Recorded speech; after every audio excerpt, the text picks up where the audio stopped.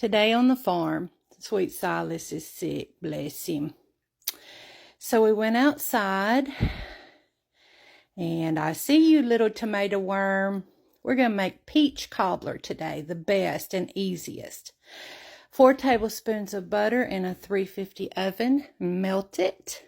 2 cups of any soft fruit, smash it.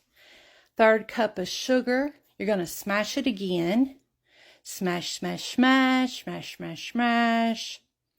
And then in a separate bowl, 2 cups of sugar and 1 cup of flour, all-purpose. Then you're going to add a cup of milk, and then you're going to mix that together.